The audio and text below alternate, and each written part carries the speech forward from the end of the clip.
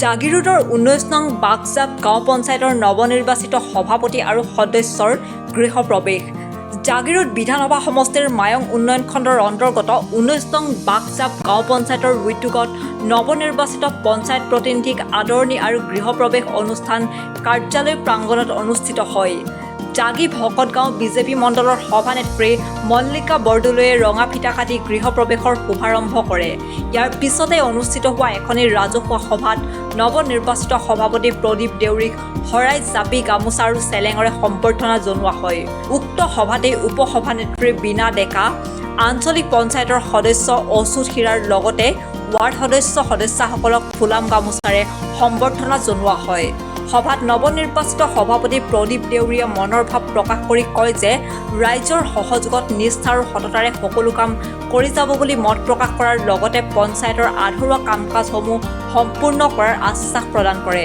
সভাখনত বিশিষ্ট অতিথি হিচাপে উপস্থিত থাকে অসম চৰকাৰৰ কেবিনেট মন্ত্ৰী পীযুষ হাজৰিকাৰ ব্যক্তিগত সহায়ক অপূৰ্ব ডেকা, জাগিৰোড থানা নাগৰিক সমিতিৰ সভাপতি প্ৰবীণ কুমাৰ ডেকা, মায়ং আঞ্চলিক পঞ্চায়তৰ সভাপতি দেৱাশিষ দাস, দেওশাল জিলা পৰিষদৰ সদস্যা দীপা দাস, জাগিৰোড উন্নয়ন প্ৰাধিকৰণৰ অধ্যক্ষ দিব্যজ্যোতি নেওগ, জাগিৰোড মণ্ডল বিজেপিৰ সভাপতি পল্লৱ বৰদলৈ, জাগি ভকতগাঁও বিজেপি মণ্ডলৰ সম্পাদক প্ৰসন্ন ডেকা, তিৱা স্বায়ত্তশাসিত পৰিষদৰ সদস্যা বিনীতা দৈমাৰী, বাগজাপ অঞ্চলৰ যুৱ সমাজকৰ্মী অজয় বৰা, হেমৰাজ শইকীয়া, অপূৰ্ব ডেকা, বিপ্লৱ শইকীয়া, কংকন ডেকা, বাগজাপ সমবায় সমিতিৰ সভাপতি ব্ৰজনাথ ডেকাৰ লগতে বহুকেইজন বিশিষ্ট ব্যক্তি উপস্থিত থাকে। আনহাতে উক্ত সভাতে অঞ্চলটোৰ বুথ সমিতিৰ সভাপতি সম্পাদকৰ লগতে কেইবাজনো বয়োজ্যেষ্ঠ ব্যক্তিক ফুলাম গামোচাৰে সম্বৰ্ধনা জনোৱা হয়। বাগজাপ গাঁও পঞ্চায়তৰ সচিব দীপক হাজৰিকা আৰু বাগজাপ মণ্ডল বিজেপিৰ সম্পাদক প্ৰসন্ন ডেকাই আঁত ধৰা অনুষ্ঠানটোত অঞ্চলটোৰ প্ৰায় 4 শতাধিক লোক উপস্থিত থাকে। খুবেই ভাল লাগিছে। আগন্তুক আমাৰ পঞ্চায়তটো যাতে আমি খুব সুন্দৰকৈ চলাব পাৰোঁ। নৱনিৰ্বাচিত সদস্যসকলক যথেষ্ট আশা লৈ ভোট দিছে ৰাইজে। এবাৰ প্ৰতিটো ৱাৰ্ডতে বহুত ফাইদো হৈছে, কিছুমানে বিনা প্ৰতিদ্বন্দ্বিতাৰে নিৰ্বাচিত হৈছে।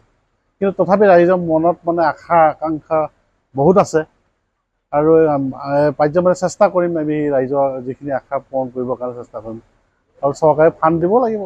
ফাণ্ডটো বিশেষকৈ মুখ্যমন্ত্ৰী ডাঙৰীয়াক মই অনুৰোধ জনাম, আমি যাতে পঞ্চায়তৰ তৃণমূল পৰ্যায়ৰ যিটো পঞ্চায়ত 3খলপীয়া যেতিয়া পঞ্চায়ত, এই পঞ্চায়তত যদি আমাক পুঁজি অলপ যোগান ধৰে, নিশ্চয় আমি তেওঁলোকক অকণমান সকাহ হ'ব, আমি কিছুমান কাম কৰিব পাৰিম। তেওঁলোকৰ অসম গভৰ্ণমেণ্টৰ ধৰক যিখিনি কাম কৰি আছে আমাৰ ভাল কামেই কৰি আছে। পঞ্চায়তত যিখিনি একেবাৰে সৰু সৰু কিছুমান কাম আছে, ক্ষুদ্ৰ কাম, সেই কামখিনি কৰাৰ ক্ষেত্ৰত আমাৰ অসম চৰকাৰৰ ফালৰ পৰা যদি অলপ পুঁজি যোগান ধৰে, নিশ্চয় আমি অসমৰ যিখিনি পঞ্চায়ত ব্যৱস্থাটো আৰু উন্নত হৈ উঠিব।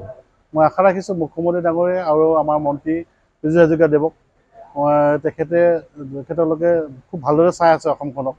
আমাৰ পঞ্চায়ত ব্যৱস্থাটো এবাৰ বেলেগ ধৰণৰ পৰ্যায় কৰি দিলে, এবাৰ সেইটো জানেই, আপোনালোকে জানেই, এটা নতুন গতিত লৈ যাব বিচাৰিছে। সেই নতুন গতিটো তেওঁলোকে যদি আৰ্থিকভাৱে পঞ্চায়তবিলাকক অকণমান যদি সকাহ দিয়ে, নিশ্চয় আমাৰ যিখিনি কৰণীয় কাম আছে, আমাৰ পঞ্চায়তৰ ক্ষুদ্ৰ কিছুমান কাম আছে, সেই কামখিনি কৰাৰ ক্ষেত্ৰত আমি যথেষ্ট আগুৱাই যাব পাৰিম পঞ্চায়তখন। জাগিৰোডৰ পৰা দীপক কলিতাৰ ৰিপৰ্ট, JBP ভাৰত।